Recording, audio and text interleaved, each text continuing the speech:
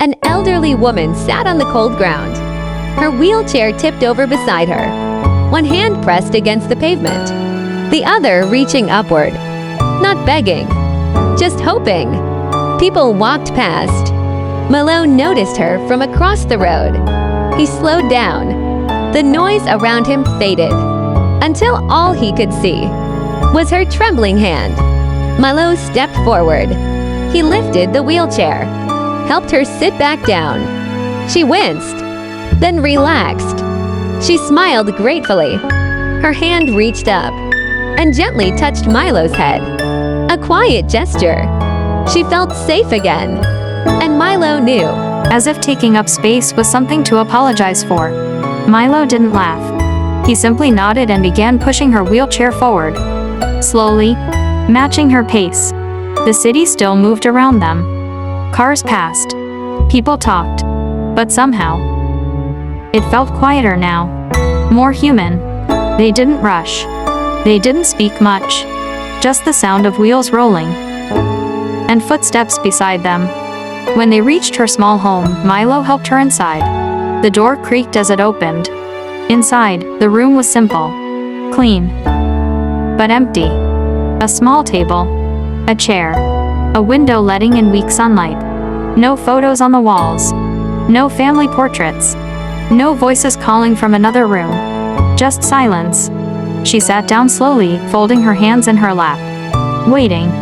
Milo stood there for a moment, not sure what to say. Then she mentioned she hadn't eaten yet. She said it casually. Like it didn't matter. But it did. Milo looked around the room. Then back at her. He told her he'd be right back. Outside, the city rushed again. People hurrying. Time moving fast. But Milo ran against it. He worked. He earned. He spent what little he had. Fresh fruit. Simple food. Nothing fancy. Nothing expensive. Just something made with care. When he returned and stepped inside, her eyes widened. She shook her head gently. Tried to refuse. Tried to say it was too much. Milo just smiled. They sat together at the small table. Eating slowly. Quietly. No rush. No pressure. For the first time that day, she didn't feel invisible. When Milo finally stood to leave, she reached out and held his hand. Her fingers trembled. Her voice shook. Thank you. She was glad Milo showed up. Not because he brought food, but because he came back. They exchanged the fruit. Lovely. Milo washed them carefully, one by one. He sliced them slowly as if time didn't matter. Then he blended them into fresh juice, the sound filling the quiet room. He handed her the glass. She held it with both hands. She smiled. The kind of smile that comes when you feel remembered.